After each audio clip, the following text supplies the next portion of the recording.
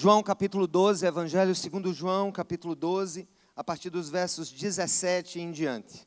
João 12, 17, a palavra do Senhor no Evangelho de hoje, seguindo o calendário litúrgico, seguindo o devocionário, seguindo o lecionário reformado da igreja, o lecionário revisado, todos esses textos que nós temos lido durante todos os dias da quaresma, e depois da quaresma entramos em uma outra parte muito importante do calendário litúrgico, que é o tempo de Pentecostes, o esperar do Espírito Santo. Capítulo 12, verso 17, diz assim a palavra do Senhor: a multidão que estava com ele, quando mandara Lázaro sair do sepulcro e o ressuscitara dos mortos, continuou a espalhar o fato. Repita comigo: continuou a espalhar o fato. Muitas pessoas, por terem ouvido falar que ele realizara tal sinal milagroso, foram ao seu encontro. E assim, os fariseus disseram uns aos outros: não conseguimos, o que, gente? Nada. Olhem como o mundo todo vai atrás dele. Olha que coisa.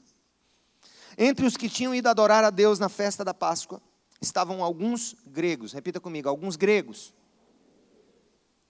Eles se aproximaram de Filipe, que era de Betsaida, da Galileia, com um pedido: Senhor, queremos ver Jesus. Filipe foi dizê-lo a André, e os dois juntos o disseram a Jesus. E Jesus respondeu: chegou a hora de ser glorificado o Filho do Homem. Digo-lhes verdadeiramente que se o grão de trigo não cair na terra e não morrer, continuará ele só. Mas se morrer, dará muito fruto. Repita comigo: se morrer, dará muito fruto. Aquele que ama a sua vida, a perderá. Ao passo que aquele que odeia a sua vida neste mundo, a conservará para a vida eterna. Quem me serve precisa seguir-me, e onde eu estou, o meu servo também estará. Aquele que me serve, meu Pai o honrará. Agora, meu coração está perturbado. E o que direi? Pai, salva-me dessa hora? Não. Eu vim exatamente para isso, para esta hora. Pai, glorifica o teu nome. Então veio uma voz dos céus: eu já o glorifiquei, e o glorificarei novamente. A multidão que ali estava e a ouviu, disse que tinha trovejado. Outros disseram que um anjo lhe tinha falado. Jesus disse: esta voz veio por causa de vocês, e não por minha causa. Chegou a hora de ser julgado esse mundo. Repita comigo: chegou a hora de ser julgado esse mundo. Agora será expulso o príncipe desse mundo. Mas eu, quando for levantado da terra, atrairei todos a mim. Ele disse isso para indicar o tipo de morte que haveria de sofrer. Louvado seja o nome do Senhor, amém? Gente, eu quero ser direto, eu quero ser o mais claro possível. E não tem sentido nós nos reunirmos como igreja sem recebermos instrução bíblica para a vida. Eu acho bem interessante, às vezes as pessoas se reúnem, louvorzão e tal, e aí como foi? Rapaz, não sei, o que aconteceu? Rapaz, não sei que foi bom, eu senti um negócio, né? Mas a instrução é central no culto cristão. A instrução do Evangelho é central para a nossa vida. E eu quero trazer eu quero falar hoje sobre o chamado irresistível de Deus, ou a graça irresistível de Deus. Repita comigo: a graça irresistível de Deus. O que nós temos aqui, se nós lermos o capítulo 12 todo, nós vamos ver no capítulo 12, se você olhar para o texto, quero até pedir, desliga o WhatsApp, você tem duas opções. Ou você desliga, ou eu oro para que Deus faça alguma coisa com o seu WhatsApp. E olha, tem acontecido, tem gente que diz: rapaz, a bateria queimou, rapaz, sabe? Brincadeira, né? Mas dedique esse tempo ao Senhor, dedique esse tempo a ouvir a palavra do Senhor. Eu te peço encarecidamente, eu sei que é vício global, entendeu? Precisamos ir para uma casa de recuperação, todos nós, né? Especialmente aqueles que trocaram a contagem de carneirinhos à noite, dormindo, com aquele som. Aquela vibração que fica ali do lado. Mas enfim, então, capítulo 12, você vai ver que Jesus ele é ungido em Betânia. Betânia é uma cidadezinha próxima de Jerusalém. E nós estamos diante da última entrada de Jesus em Jerusalém antes de ser morto. Então, é um momento histórico. Ele foi a Jerusalém e voltou várias vezes. Primeiro quando era criança, quando foi apresentado por Maria e José. Depois quando voltou para as adorações, para as festas. E aqui Jesus está entrando pela última vez. E é aquela entrada triunfal que eu não vou me ligar nela hoje. Nós vamos falar no domingo que vem, que é o domingo de Ramos, né? Que é o domingo que precede o domingo de Páscoa. Mas a gente sabe que o que é que acontece no momento que Jesus entra em Jerusalém? Ele é aclamado apoteoticamente, as pessoas colocam galhos no chão, palmeiras para que ele passe, abanam, e hosana, bendito é o que vem no nome do Senhor. Então, num domingo, eles estavam honrando Jesus, na sexta-feira estavam matando ele. Tá? O mesmo povo, praticamente, que estava ali. Tinha muita gente que estava também no momento da crucificação. Então, nós estamos num momento importante para você se localizar no texto. O ministério de Jesus está acabando na terra. Ele agora vai cumprir o propósito final para o qual ele veio, que era morrer pela humanidade, morrer pelos pecados da humanidade. Vou tentar não esquecer que vocês estão aqui para não dar as costas. De vez em quando eu vou me virar aqui. Tá? Nesse sentido, Jesus está cumprindo o seu último momento ministerial, mas antes de entrar em Jerusalém, acontece um fato na cidade de Betânia, é o fato da ressurreição de Lázaro, que é exatamente algo para simbolizar o que iria acontecer com ele mesmo. A gente sabe que Lázaro, Maria e Marta eram 3 irmãos, muito próximos de Jesus, a Bíblia não detalha, é possível que fossem primos ou parentes próximos, e aí a gente vai ver no capítulo anterior, no 11, do próprio Evangelho de João, você vai ver que fala da morte de Lázaro, e é lá em Betânia.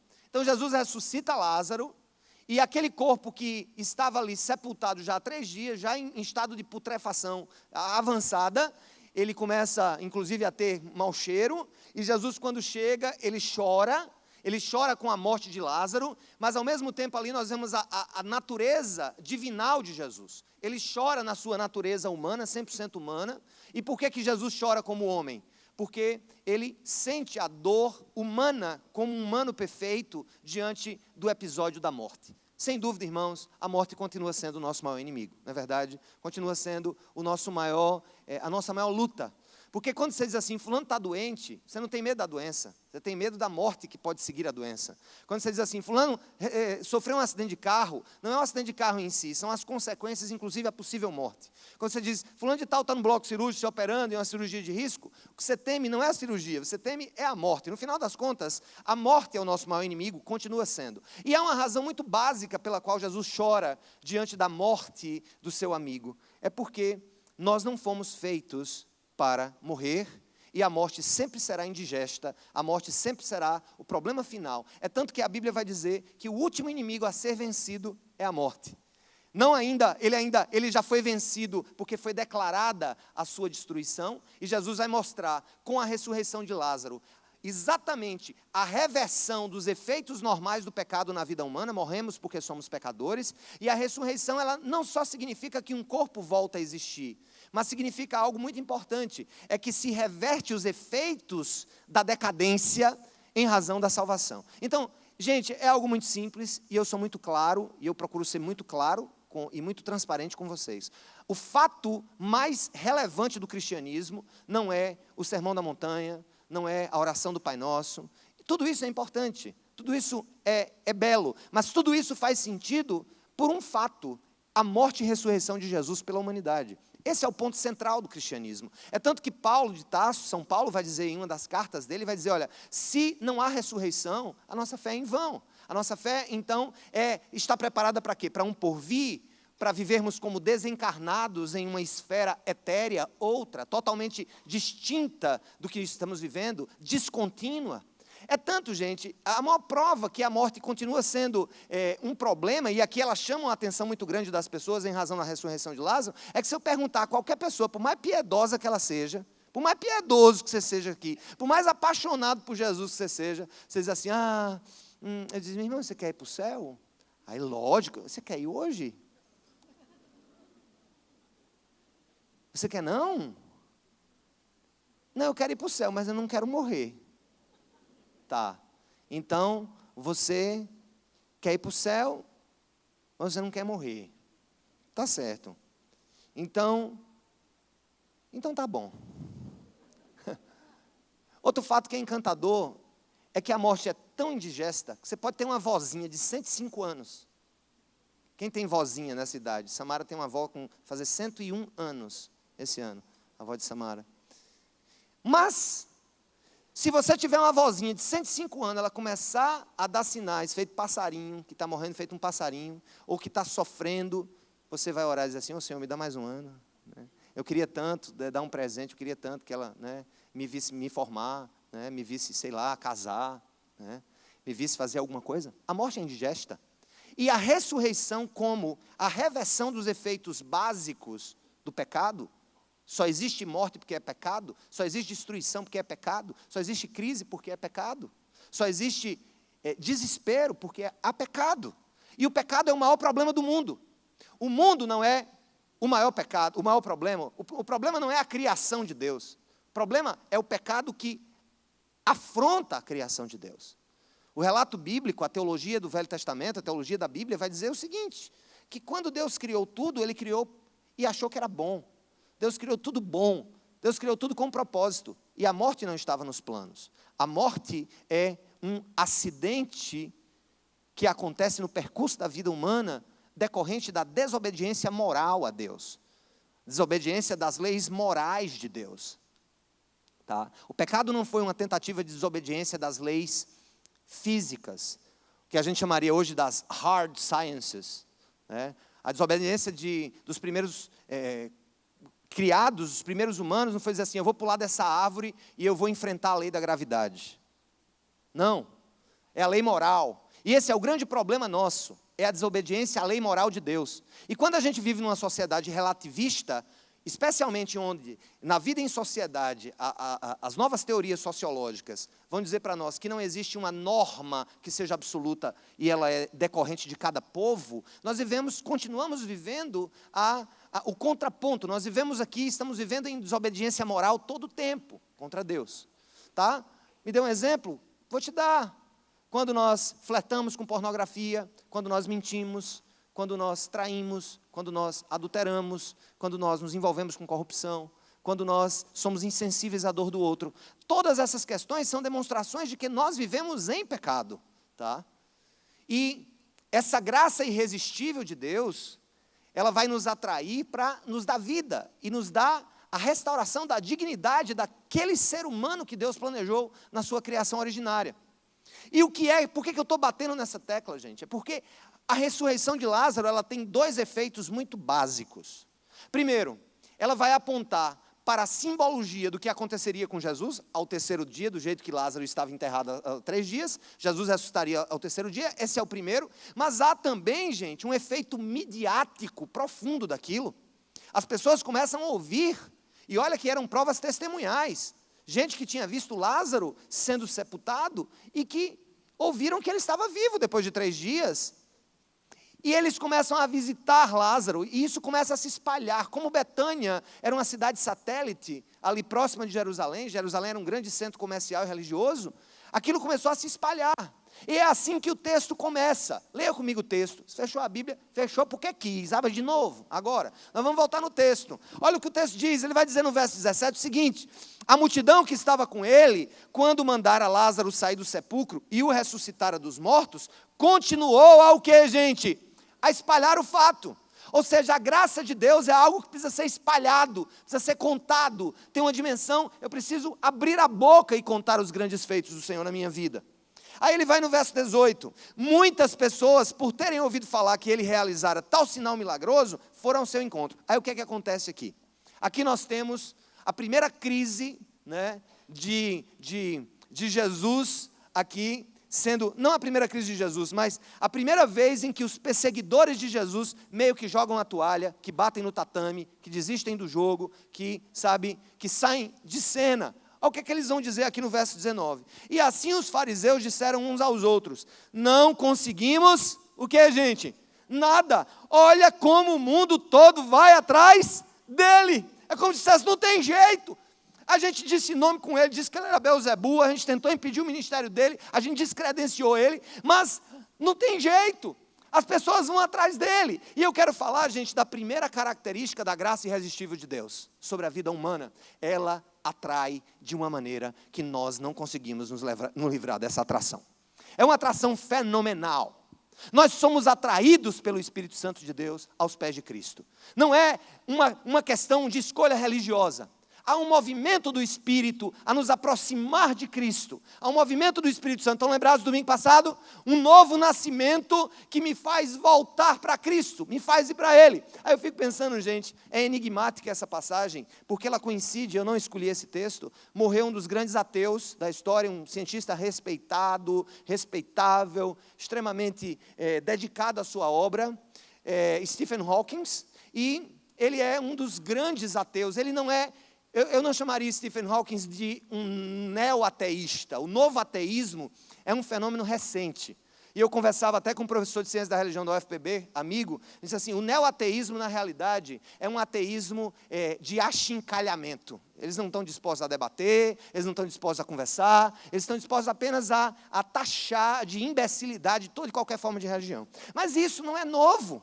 As tentativas de ateísmo, elas se remetem à Grécia Antiga. Havia filósofos ateus que não criam na hipótese de uma criação, na eterna existência do que é. Existiram também na Antiguidade pessoas que negaram a existência de Deus. Agora, a modernidade, que começa ali com o iluminismo, ela se destaca como o maior berço do ateísmo, que eu chamaria de ateísmo moderno. Um ateísmo até educado, filosófico, de ideias, que... Eu tenho falado, William Lane Craig, filósofo cristão, que vai estar aqui na Semana Santa, vai falar no UFPB, na PUC, vai estar no Congresso da Juvep, que discute categorias importantes da filosofia e da teologia no confronto com o ateísmo. O ponto é o seguinte, movimentos ateístas vão surgir aqui e ali. Gente, quando veio a modernidade, quando veio a Revolução Francesa, o mundo achava que a religião ia acabar. A Revolução Francesa declarou a morte de Deus e dos imbecis que criam nele. Na realidade, a Revolução Francesa, o iluminismo, vai trazer a ideia de que Deus vai morrer. E realmente tiraram Deus da academia, isolaram a igreja da sua teologia pública, da sua influência na educação, começaram a fazer uma série de questões na tentativa de dizer assim, agora é a razão humana que vai dominar. E a razão passa a ser a deusa da modernidade, a razão humana, a ciência, o experimento. E aí o que é que nós vemos, gente? Nós vemos que aquela aparente morte do cristianismo, especialmente na Europa pós-cristã, na Europa moderna, ela tem uma contrapartida muito interessante. Começa a haver uma onda em que o Espírito Santo começa a soprar em outras regiões, como na África, ou como na América. E Deus está em ação continuamente no mundo, e o que pode se dizer é o seguinte, como explicar que na era da ciência, em que há aqui pessoas que refletem sobre a vida, que são cientistas, outros são professores universitários, outros são médicos, outros são doutores, outros são gente que pensa... Como a gente explicar o fenômeno de estarmos aqui num domingo, vocês ouvindo um outro imbecil, entendeu? Diante das câmeras, falando para uma ruma de imbecil que está em casa e uma outra ruma de imbecil que está ouvindo pelo rádio, porque é assim que nos taxam, é assim que acham que nós somos. O fato é o seguinte, ninguém vai conseguir impedir o que Cristo vai fazer para salvar um povo. A ciência pode tentar dar seus coices, o ateísmo, o neo-ateísmo pode dar seus coices. O fato é o seguinte, os fariseus olharam um para o outro e disseram assim, não tem jeito, tentamos tanto, mas não param de segui-lo. Eu sou fruto de algo como esse, porque a graça de Deus, ela é irresistível, e ela me atrai para perto dele. Não me pergunte como foi, eu não sei dizer, eu não tenho explicações, eu sei que eu não era, agora eu sou, eu sei que eu não entendi, agora eu entendo. Houve uma mudança de mente, houve um novo nascimento, eu fui, como disse domingo, parido pelo Espírito Santo, eu passei a ter nova vida em Cristo, e eu passei a entender as coisas. É como a história daquele cego, né, que Jesus curou. E aí, esses mesmos fariseus chegaram para ele, rapaz, o que foi isso aí, rapaz? Que negócio é isso aí? O cara te curou, como foi? Como foi? Curou no sábado, foi? Desobedeceu a lei? Como era? Foi? Meteu o dedo? Como é que foi? Botou barro? Como é que ele foi? Gritou? Como é que foi? Alisou seus olhos? Aí o cara diz assim, eu estou aqui, obviamente, sendo hiperbólico na minha comparação, aí o cara diz, rapaz, eu não sei como foi não, eu só sei uma coisa, eu era cego e agora eu posso ver, porque Ele me curou. Então, esse é o fenômeno da atração da graça de Deus. Eu dizer assim, eu não sei como foi, eu só sei que eu era cego, agora eu posso ver. Eu só sei que eu não acreditava, agora eu acredito. Eu só sei que eu estava perdido e Deus me achou, não fui eu que achei Ele, Ele que me achou. Ele que foi nos quartos escuros da minha existência e me pescou. É assim, essa graça que Jesus está falando, esse acontecimento, é para dizer, não se preocupe. Quando Deus quiser tocar o seu coração, Ele vai tocar e não tem ninguém que consiga impedir. Quando o Senhor atrair alguém da sua família que está longe dEle, para perto dEle, não se preocupe, isso vai acontecer. Não tem ateu, novo ateu, deísta, agnóstico, escrito, filosofia, ciência, é um fato sobrenatural, metafísico. Deus simplesmente nos toca, nos salva e nos atrai, porque a sua graça irresistível me atrai para perto dele e ninguém mais poderá me levar para longe dele. Louvado seja o nome do Senhor. E aí, com isso em mente, eu vou para um segundo ponto. Essa graça que atrai é a mesma graça que transborda. Transborda das estruturas religiosas. Uma das grandes experiências que o cristianismo brasileiro, especialmente o histórico, do qual nós fazemos parte, nós somos batistas, estamos no Brasil desde o século XIX, temos uma tradição que remonta ao século XVII na Inglaterra, na Holanda. Há outras tradições, como a anglicana, que surge ali na Reforma Protestante, século XVI, o calvinismo, século XVI. Nós temos a igreja, por exemplo, ortodoxa, que é ali no século X, XI. Nós temos também outras igrejas que nunca se separaram, porque sempre foram autônomas, como, por exemplo, a igreja armênia, é uma igreja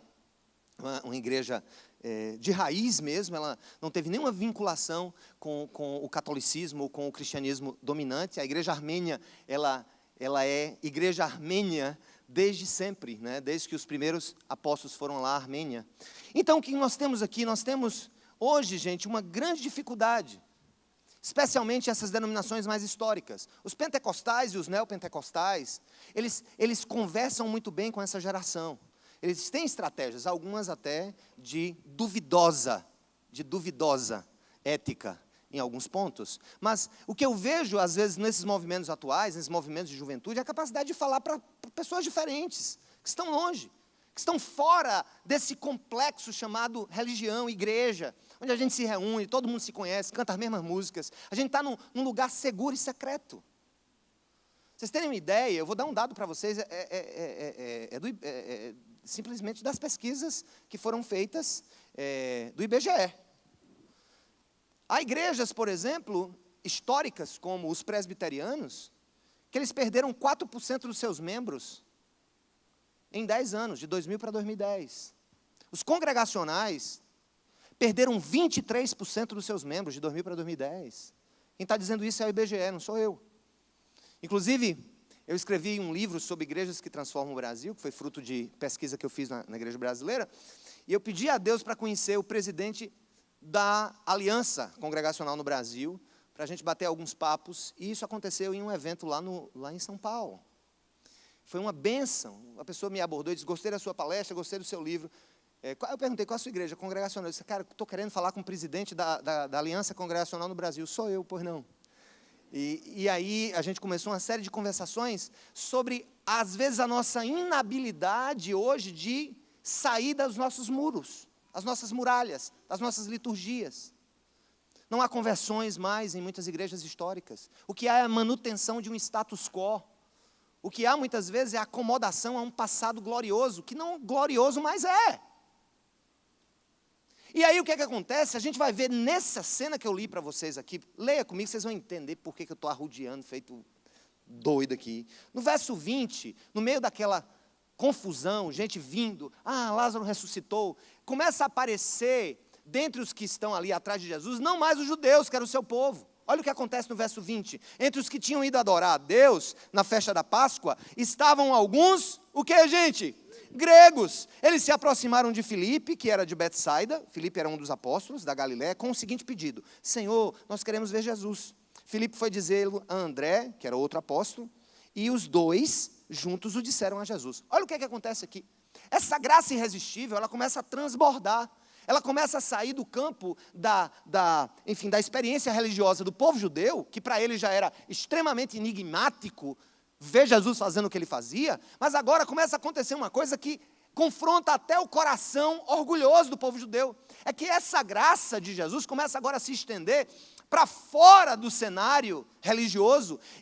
A mensagem de Jesus começa a alcançar pessoas que não estão no cotidiano disso que nós chamamos de fé religiosa, de experiência cristã dominical. E aquilo começa a transbordar. Experiências dessa com a rua, gente, são muito enriquecedoras. Experiências que nós temos nessa comunidade com presídios, estamos em 3, extremamente enriquecedoras. Nós participamos do mutirão lá atrás, no ano de 2000 e alguma coisa aí, 9, 10, não me lembro. A gente participou de um mutirão para analisar processos de execução penal de cerca de 1.000 apenados.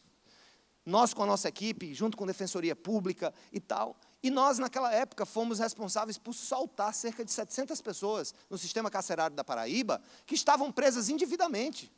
Enquanto está a gente correndo da prisão, como o diabo corre da cruz, tem outros que estão lá indevidamente, e nós como igreja fomos atendê-lo, tentar reinseri-los como fizemos. Essas experiências que nós temos tido, com algo que vai para além do que nós vivemos aqui, o nosso contato com escolas, o nosso contato com juventudes, o nosso contato com grupos de fora, e a igreja tem grupo de motoqueiro, tem grupo de surfista, tem grupo de jiu-jitsu. A gente começa a fazer e permitir que a graça de Deus transborde dos nossos cenários pessoais. E aí o que acontece? No meio daquela multidão, todo mundo, Lázaro ressuscitou, Ladrão ressuscitou, ele está lá, eu vi, ele estava lá, comeu com Jesus, falei com ele. Aí aparecem 2 caras que são gregos, ou seja, que não eram naturalmente para estar em Jerusalém, porque a festa lá em Jerusalém é povo judeu, né? É mais ou menos o seguinte, o muçulmano vai para onde? Adorar Maomé. Vai para Meca, né? Especialmente no Ramadã. O judeu ia para onde? Adorar Jeová? Em Jerusalém. Então, era meio que lógico. O judaísmo é uma religião nacional, que se confundia com a própria etnia daquele povo. Então, aparecem 2 gregos, queremos conversar com ele, queremos saber o que é que ele tem para nos dizer. Gente de fora, gente sem prévio conhecimento da Torá, que era o Velho Testamento, gente sem prévio conhecimento, a Torá são os livros ali, o Pentateuco, né? E nós temos aqui o quê? Nós temos aqui a graça de Deus se expandindo para outras pessoas que estão longe. E aí, gente, eu quero dizer uma coisa para vocês, isso é muito belo. O Senhor não está restrito aos encontros religiosos. O amor de Deus para o mundo é tão grande, que se Ele não usar você, Ele vai usar quem quer que seja.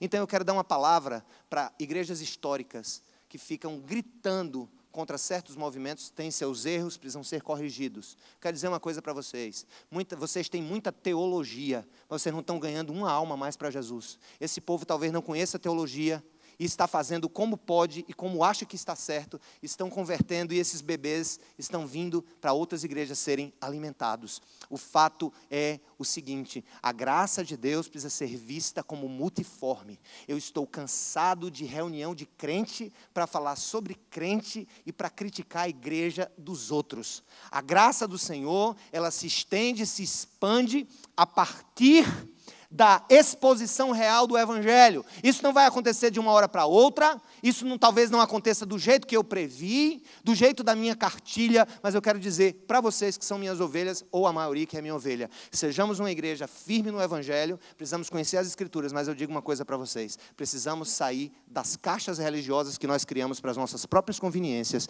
e precisamos alcançar aqueles por quem Jesus morreu, longe dos nossos arraiais. Nós temos que ganhar os gregos desse mundo. Louvado seja o nome do Senhor.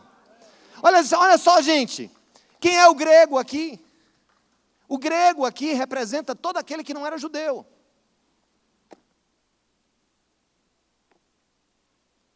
O grego aqui representa aqueles que não eram do povo judeu. Tinha outros sinônimos ali. Você pode ver no Novo Testamento gente sendo chamada de gentil, é o não judeu.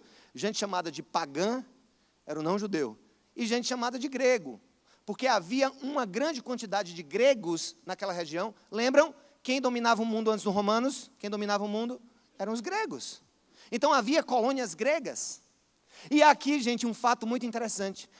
Os gregos, olha na tua Bíblia, não vou dar fila para você, não vou lhe dar chance nessa noite. Olha a Bíblia e veja o nome do apóstolo que os gregos se aproximaram para pedir para falar com Jesus. Como é o nome dele? Como é o nome dele? E Filipe disse a outro. Ele disse a André, Olhe uma curiosidade que não está clara no escrito bíblico, mas uma pesquisa um pouco mais profunda do escrito e do contexto vai lhe dar a seguinte informação. Dos 12 apóstolos de Jesus, dos 12, apenas André e Filipe eram nomes gregos. Não eram nomes judaicos. O que é que isso produz? O que é que Deus está produzindo com essa identidade semântica ou linguística, na realidade? Essa identidade linguística, essa identidade de povo, de nome. Né? É como um muçulmano. O muçulmano estiver no Brasil, se ele ouvir que tem um cara chamado Mohammed, ele vai se sentir bem, né? Entendeu? É como você aqui, vamos trazer, cheguei, você é do Ceará, chega em São Paulo. Rapaz, eu sou cearense, macho. Aí você fica bem, né? Você começa ali. Deus usa uma ponte cultural muito clara, porque não está claro no texto se aqueles gregos conheciam Filipe. Filipe era de uma cidade, qual é a cidade de onde Filipe era? Olha na Bíblia, esquece o WhatsApp, como era o nome da cidade? Betsaida. Em que região? Galileia. Se você for pesquisar, a Betsaida na Galileia tinha uma grande quantidade de gregos. E é muito possível que Filipe fosse alguém conhecido daqueles gregos que se aproximaram. E pela amizade, pelos pontos de contato, eu quero chamar esse ponto aqui de que a graça irresistível de Deus, ela cria pontos de contato, pontos de convergência. O que é que eu estou querendo trazer para vocês sobre o princípio do evangelho de hoje? É que Deus quer usar, gente, a nossa vida, naquelas questões em que nós temos pontos de conexão com pessoas que estão fora da esperança da graça, ou estão fora do conhecimento da graça, para que nós nos aproximemos delas.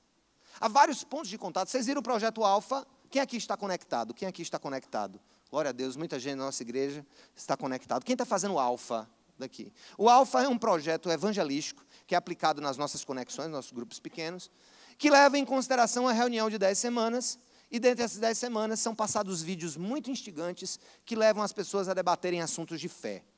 Então, quando você pensa em convidar para o Alfa, quando você pensa em convidar para um programa evangelístico, quem são as pessoas que logo vêm na sua mente? Em primeiro lugar, quem? Família. Quem mais? Amigos. Quem mais? Vizinhos. Quem mais? Amigos de trabalho. São nossos pontos naturais de conexão.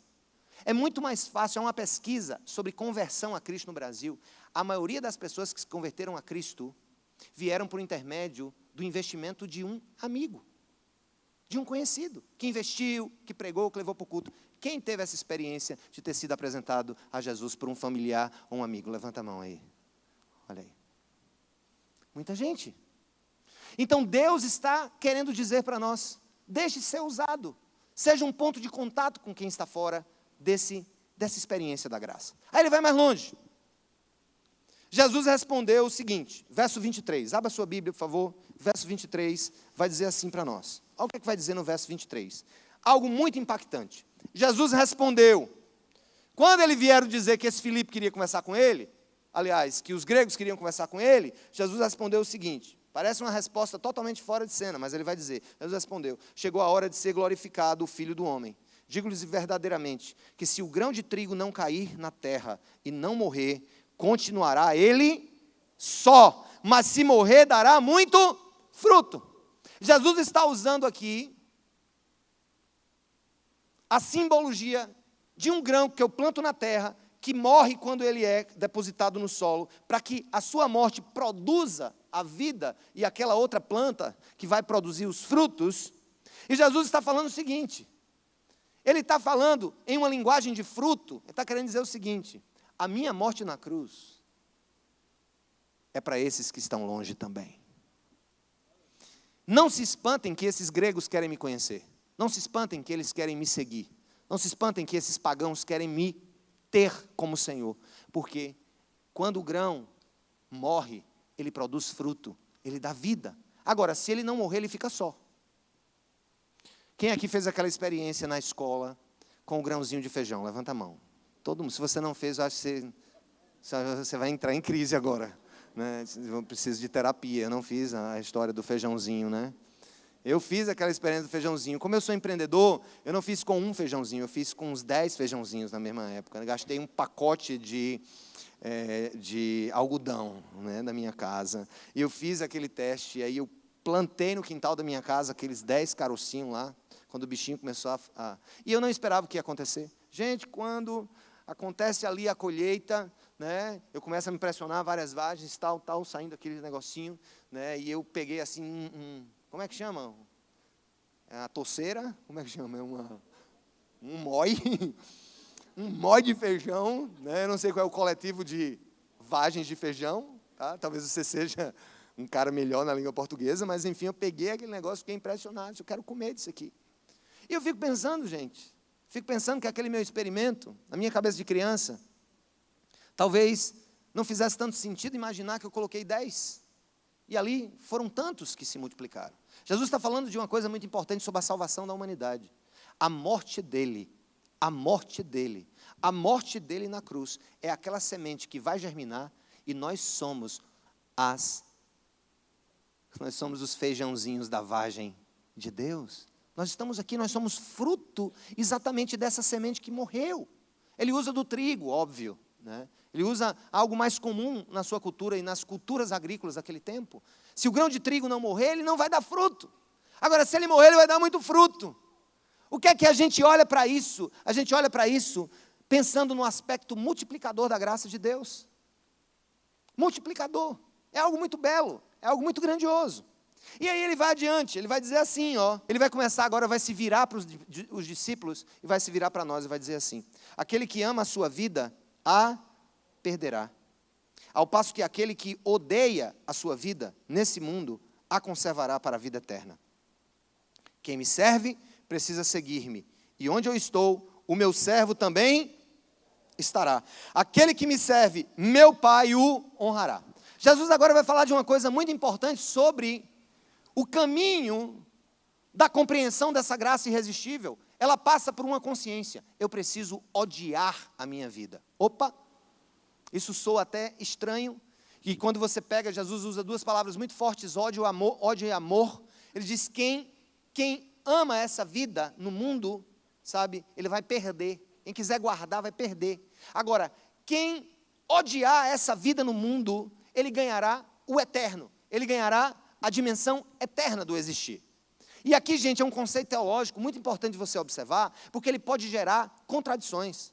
Então o cara vai dizer assim, então Jesus está dizendo que eu tenho que odiar essa vida, eu tenho que odiar o meu corpo, eu tenho que odiar a existência humana, eu tenho que odiar essa dimensão, eu tenho que sonhar com um céu, eu tenho que sonhar com uma vida etérea, diferente, com anjo, cantando todo o tempo, um coral, com asa, batendo. Eu tenho que me esquecer dessa vida, eu tenho que esquecer que eu sou gente, eu tenho que começar a odiar agora a comida, eu tenho que começar a odiar agora ginástica, musculação, pilates, eu tenho que começar a odiar roupa, eu tenho que começar a odiar agora relacionamentos, eu tenho que começar a odiar as pessoas que estão ao meu redor. É isso que ele está querendo dizer? É óbvio que não.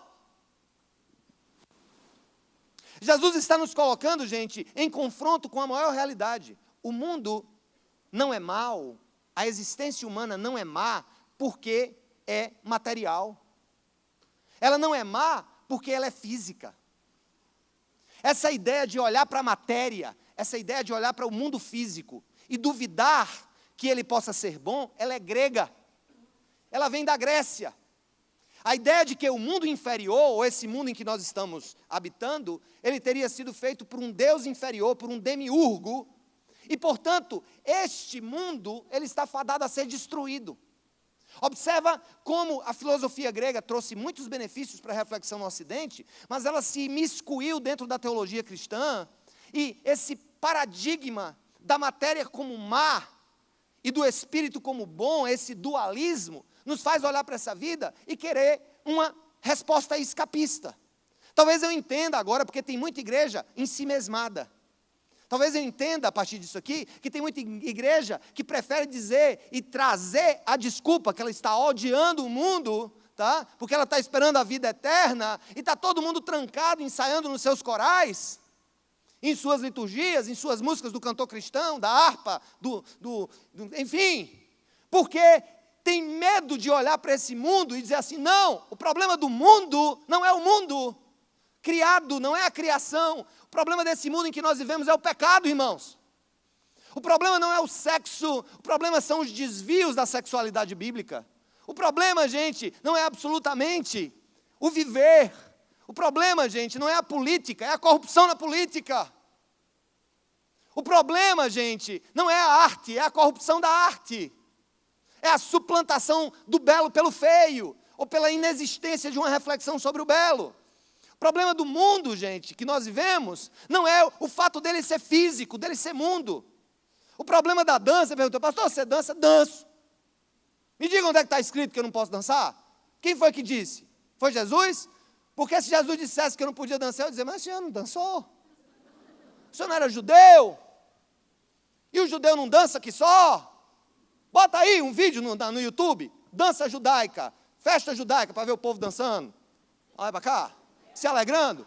Quem não dança, sabe quem é quem não dança? E quem diz que a dança é feia, é necessariamente mundana, são os ocidentais do hemisfério norte.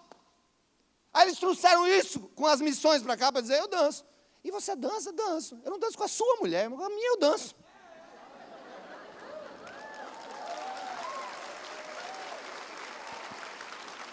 A questão, gente, Jesus quando ele diz odeie essa vida, Jesus não estava dizendo que a gente odeia a matéria, porque quando você olha lá, quando você olha na criação, tudo que ele fez, ele disse que era o quê, gente? Bom ou ruim? Bom ou ruim? Bom! Ele criou o sexo, sim ou não? E ele disse que o sexo entre um homem e uma mulher na constância do casamento era bom ou ruim? Quem disse que era ruim foram os teólogos da Idade Média, influenciados pelos gregos. Ou tu acha que quando Deus criou, ele disse, crescer e multiplicai, o que era que ele estava dizendo com crescer e multiplicar? Era tipo assim, ó, irmãos gêmeos, ativar, forma de um menino, é assim é. Esse só entendeu quem tem mais de 40.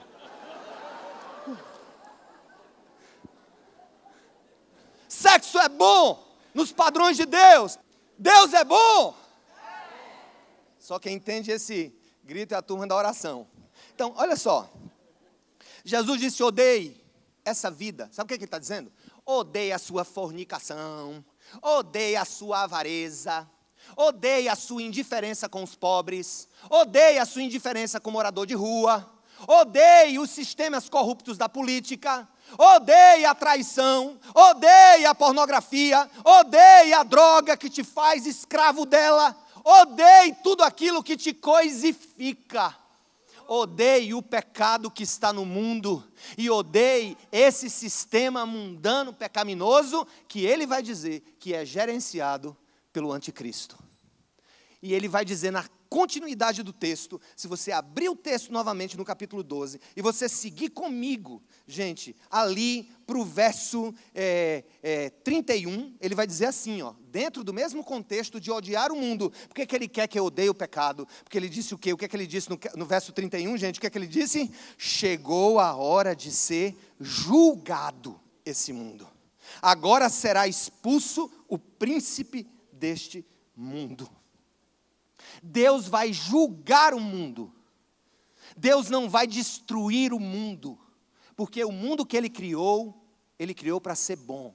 O que atrapalha não é a corporeidade, o que atrapalha não é a materialidade. Isso é um problema grego, não é uma questão da teologia bíblica. O que torna o mundo algo que Deus olha e entristece, não é a criação, é o pecado que está em todas as áreas da criação de Deus, inclusive na igreja. Inclusive na igreja. Aliás, parece que os piores se escondem na igreja. Tem gente que deixa a mulher, pega a outra, aí vai se esconder na igreja. Está de viva, está gente assim. Eu não vou lhe botar para fora, meu irmão, porque eu não lhe conheço. Mas saiba, você é bem-vindo para se arrepender do seu pecado. Porque aqui nós não entramos em acordo com o pecado.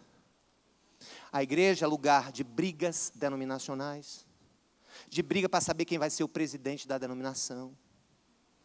Aí tem eleição na denominação. Quem foi aqui de certas denominações vai lembrar. Aí o caba já liga, e aí, vota em mim. Vote em mim, vou te dar um campo. Tu vai prosperar naquele campo, irmão. Amém, aleluia. Glória a Deus. O pecado está na igreja, onde gente inescrupulosa se locupleta das ofertas, às vezes de um povo simples. O mundo está aqui, quando você, ao invés de ser um instrumento de bênção no seu grupo pequeno, na sua conexão, você é um instrumento de discórdia. Isso é mundo, é isso que Deus odeia. Então Jesus vai dizer o seguinte: quem quiser preservar essa vida desse jeito, vai perdê-la. Por que vai perdê-la? Porque o mundo vai ser julgado. É o que ele vai dizer. E aqui ele vai dizer algo muito mais especial. Mas aquele que perdê-la, aquele que renunciar a essa velha vida, esse ganhará a eternidade. E repito, eternidade em uma boa teologia não é um lugar distante, onde o vento descobriu-se, onde ele fez a curva. Essa criação está sendo restaurada. E o céu? O céu é onde Deus está. É onde o reino de Deus domina. E se eu morrer hoje, pastor? Eu vou para onde? Você vai para o céu. Mas o céu é um lugar passageiro até que Deus restaure o novo céu e a nova terra. Eu vou te explicar, irmãos. Olha para a Bíblia. Não me considero herege em dizer isso. Deus está de Gênesis a Apocalipse querendo habitar no meio do povo. No Éden, está no meio do povo. O pecado, ele escolhe Abraão e começa a estar no meio do povo. Ele aparece para Moisés, por exemplo, em uma sarça ardente. Ele pega Abraão, ele pega os seus descendentes que estão no Egito, leva todo mundo para a terra prometida e ele se faz presente no tabernáculo. Eu vou estar ali, construo um tabernáculo de couro, eu vou estar num lugar chamado Santo dos Santos, eu me manifestarei ali. Quando o povo chega na terra prometida, constrói o templo fixo. Deus está lá representado dentro do Santo dos Santos, mais uma vez, a glória de Deus. Aí você olha, Jesus é quem? Qual é o outro nome de Jesus? Emanuel. E o que significa Emanuel? Deus conosco. Aí como Deus, Ele ama estar no meio do povo dele, Ele disse: olha, agora é o seguinte, não saiam de Jerusalém, eu vou para o Pai, mas vou mandar o Espírito Santo, aquele que habita com vocês e estará em vocês. Deus habita dentro de nós na igreja. E aí o que acontece? Qual é o último capítulo do livro da Bíblia? Apocalipse, o último livro, vai dizer o quê? Eu vou dar o texto e vocês vão me corrigir ou não.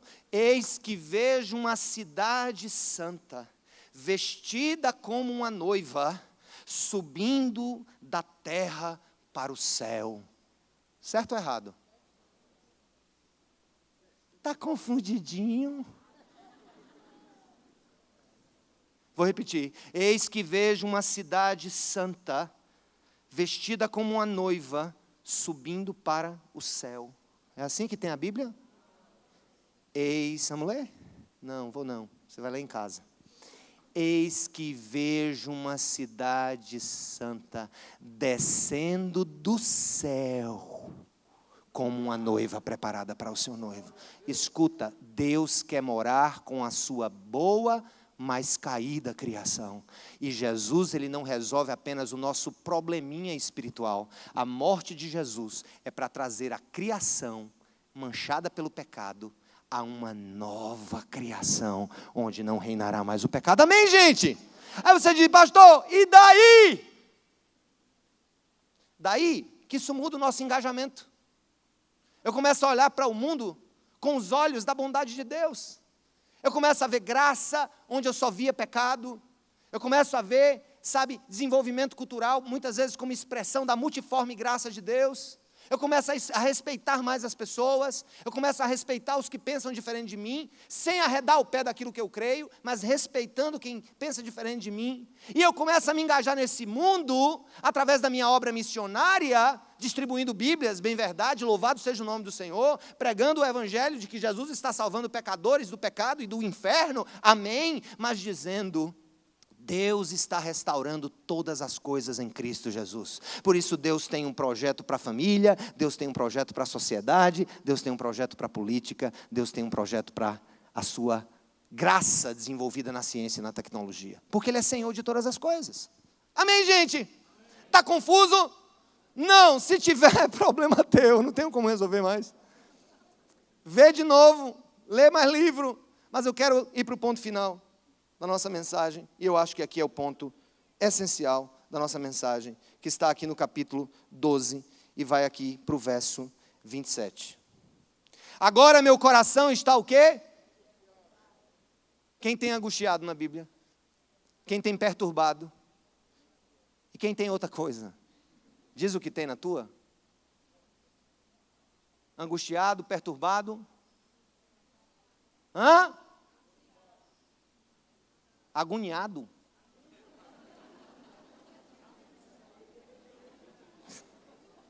Isso aí quem traduziu foi alguém lá do sertão. É uma agonia. Meu coração está perturbado. Por que o coração do Senhor perturba?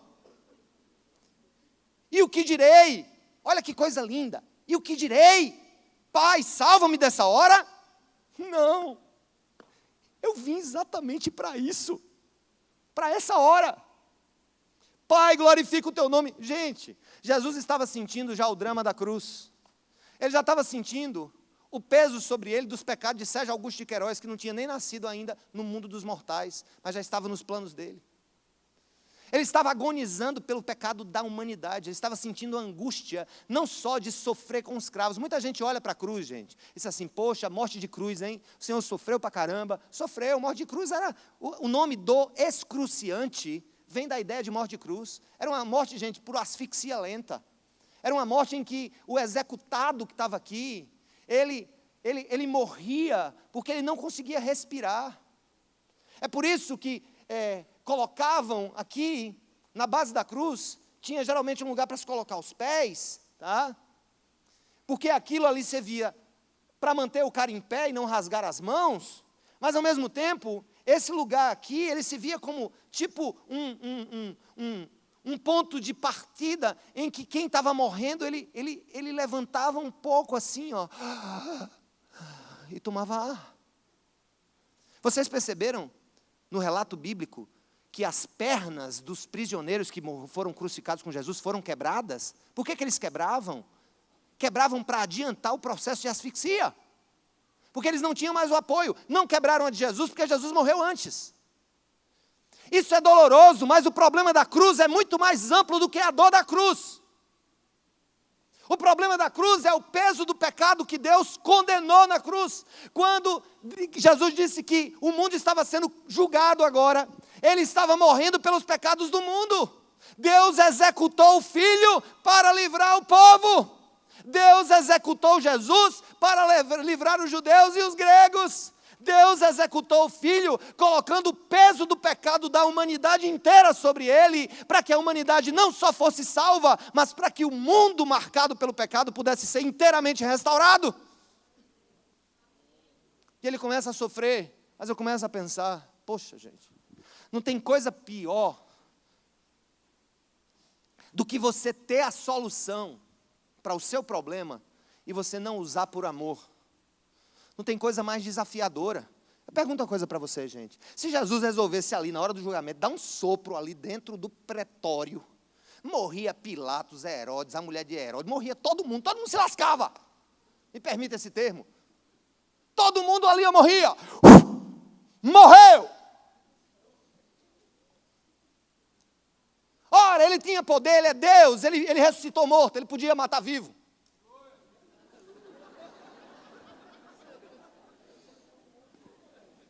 Isso me faz lembrar de uma experiência que eu tive essa semana, eu quero encerrar. E que horas? Oh, glória, não tem mais culto depois daqui. Quando tinha o das 8, era 4, 6 e 8, né? Quando não tinha... tem que acabar, engarrafamento. Agora não tem mais nada, estamos aqui, amém, irmãos? Glória a Deus, ninguém sai, tá? Olha o que aconteceu. Quarta-feira passada eu viajei para Campinas, para uma reunião com uma missão, e o que foi que eu coloquei na minha cabeça? Vou com o meu carro, deixo no aeroporto, pego o voo de manhã, já não dormi bem nessa noite, dormi pouco, peguei o voo, cheguei dentro do almoço da reunião, me reuni à tarde, jantei com o povo, dormi para voltar para João Pessoa, pegar meu carro no aeroporto e ir para o trabalho. Ou seja, era uma coisa ali, um bate e volta para Campinas em 24 horas. E aí o que acontece? Planinho, tudo organizadinho, né? Tudo bem. Aí eu vou, me acordo, quando vou pegar o voo, eu tinha uma conexão em Brasília, era Campinas, Brasília, Brasília, João Pessoa, entro em um avião da companhia, começa 15 minutos de atraso, eu lendo meu livro. 20 minutos de atraso, eu lendo meu livro. 30 minutos de atraso, o comandante diz, me perdoe pelo atraso, nós tivemos uns problemas, não sei o quê, não sei o quê. Aí 40 minutos de atraso, eu digo, meu Deus, eu perdi a conexão já. Quando deu 1 hora, eu disse, perdi a conexão, porque eu tinha uma conexão de 1 hora, né? A não ser que ele me soltasse de paraquedas em cima da asa do outro avião. Então, o que aconteceu? Já perdi, e ali eu já fiquei indignado, para não dizer outra palavra, tá? Para não dizer outra palavra. E aí eu fiquei indignado, porque eu fiquei indignado com a companhia. Depois é que veio a verdade. Não, é porque nós tivemos problema numa antena, passamos pelo nevoeiro, e não sei o quê, aquela conversa, sabe? Que eles vão dando aos poucos, entendeu? É feito notícia de morte, né? O gato subiu no telhado e tal, né? Até dizer, houve um problema no avião e coisa e tal. E depois de 2 horas, ele vai dizer assim, olha, nós levaríamos mais 2 horas para ajeitar essa antena, então pedimos que todos os passageiros saiam da aeronave e procure o pessoal de solo. Quando alguém lhe disser no aeroporto, procure o pessoal de solo, você tem um problema, né? Você tem uma chateação. Eu fui um dos últimos a sair, porque eu disse agora, eu comecei, me empolguei com a leitura, fiquei lá, aí o comissário chegou, o senhor precisa sair. Eu digo, eu esperei aqui 2 horas para vocês me dizerem isso, me espere 5 para eu sair, né? Deixa eu terminar aqui. Aí terminei, quando cheguei, fui o último. Quando eu chego no guichê do pessoal de solo, ele tinha uma fila imensa, cada um que gritasse, uma mulher na cadeira de roda, uma mulher com um menino no braço. Eu dizia, tem voo para Natal? Eu disse, gente, era gente de todo o Brasil ali, com conexão perdida em Brasília. E aí eu resolvi embarcar, eu cheguei, olha, é o seguinte, qual é o próximo voo para João Pessoa? Ele disse, você vai chegar 1h da manhã. Tinha uma festa surpresa para a Samara, nessa quinta-feira do aniversário dela, que vai ser terça que vem, ela não vai estar aqui. E aí eu organizei tudo em segredo, pedi para comprar bolo, a gente ia para um restaurante, né? E eu disse, eu tenho aniversário da minha mulher, eu tenho que ir. Aí eu disse, tem voo para Recife? Aí ele disse, tem. Sai que horas? 1h30. Então, 1h30, chega que horas em Recife? Chega 1h05. Digo, ótimo. 5 horas em Recife. 2 horas sem trânsito. 3 horas com trânsito. Estou lá em João Pessoa 5 horas, dá para tomar um banho e ainda chegar cheiroso, né? E aí, entro no carro, começo. 1 hora se passa, 2 horas se passa, 2h30, e eu lendo e o motorista me levando. Eu digo, já estamos em Igaraçu, aqui perto de Abreu Lima, estamos nada, estamos passando agora na UFPE.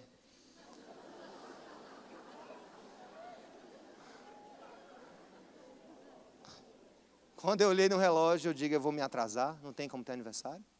Liguei, disse, cancela a festa, porque o noivo não vai chegar. Pastor, o que é que a gente faz com o bolo? Não me pergunte. É melhor você comer o bolo. Coma, não me pergunte, que eu estou aqui irado. Comecei a me maldizer e as coisas começaram a piorar quando começou a surgir um comércio de pessoas vendendo ali. Você parado, andando a passo de tartaruga, passaram 3 empresas de pizza por mim, perguntando se eu queria pizza. Depois o cara passa com água. O outro bate no vidro, pensa que vai pedir uma coisa, quer uma pipoquinha? Eu disse, não quero nada. Eu quero ficar quieto. Eu digo, é uma feira. Depois vem um cara com tomate para me vender no carro. E eu parado. Eu disse, Senhor, eu queria ser um passarinho. Nem que fosse um bem-te-vi ou uma rolinha. Porque eu saía daqui e chegava em casa, porque a minha sensação de impotência é muito grande. Posso fazer nada. 5 horas de viagem. E o pior, quando eu chego em João Pessoa, que eu digo, vou para casa, me lembrei que eu tinha deixado o carro no aeroporto.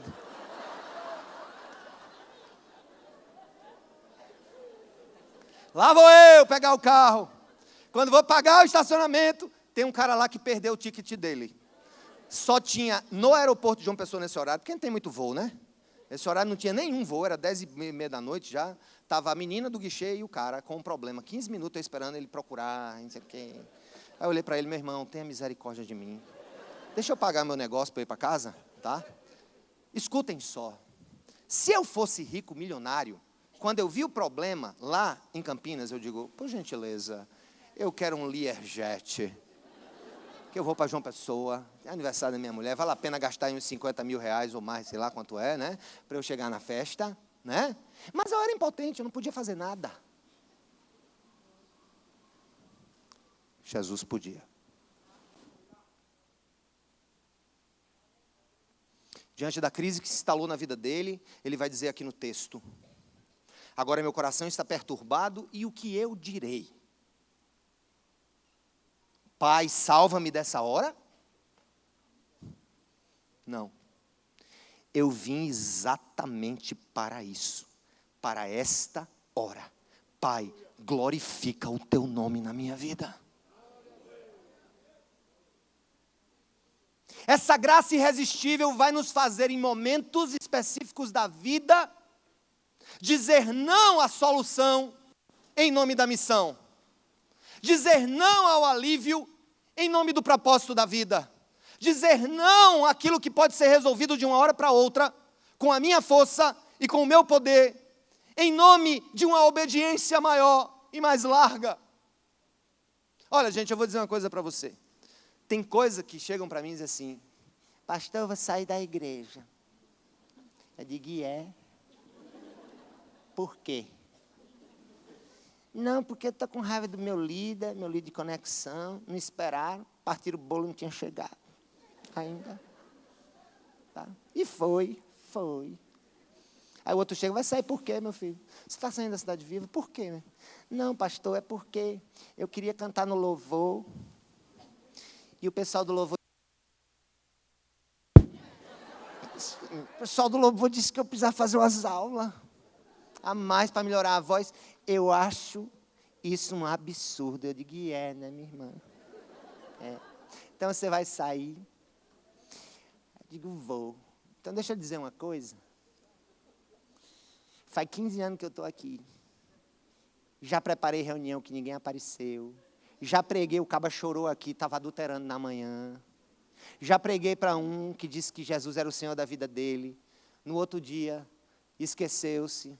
Já preguei para gente que me encheu horas para eu aconselhar, e brigando, e saíram da minha sala brigado, feito 2 cachorros, e eu arrasado, não dormi. No outro dia, vi se beijando numa lanchonete, nem ligaram para mim.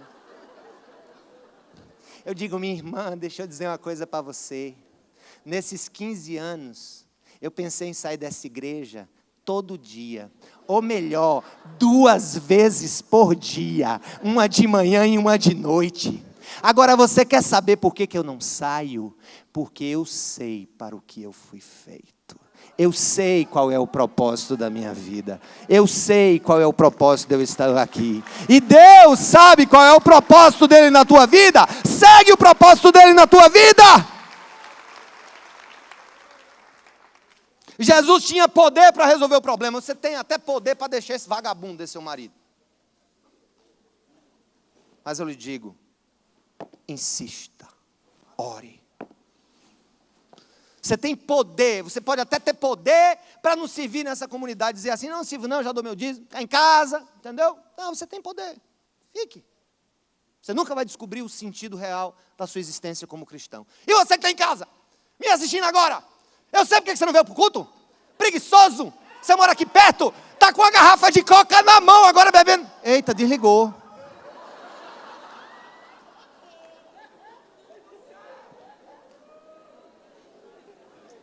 Essa missão irresistível nos coloca em alinhamento com o nosso general. O Senhor está nos chamando para viver uma vida digna do Evangelho. Para dizer não ao pecado, não ao erro. Dizer: Senhor, eu estou aqui. Vai haver horas em que eu terei a solução nas minhas mãos. Mas eu farei como o Senhor. Eu direi não. É para isso que eu existo. É para essa hora de luta que o Senhor me chamou para vencer. É para essa hora de dor que o Senhor me chamou para dar a volta por cima. É para essa hora em que eu quero desistir, que o meu Senhor vai dizer: não desista, eu estou contigo. Não te assombres, eu sou o teu Deus. Eu te esforço, eu te sustento com a destra da minha justiça. E Deus está dizendo para a igreja dele hoje: continuem firmes nos meus propósitos. Quando quiserem desistir, lembrem-se: o meu poder para te fazer continuar é maior do que o teu poder que te faz parar. O Senhor seja glorificado hoje e sempre. Aleluia e aleluia. Glória a Deus.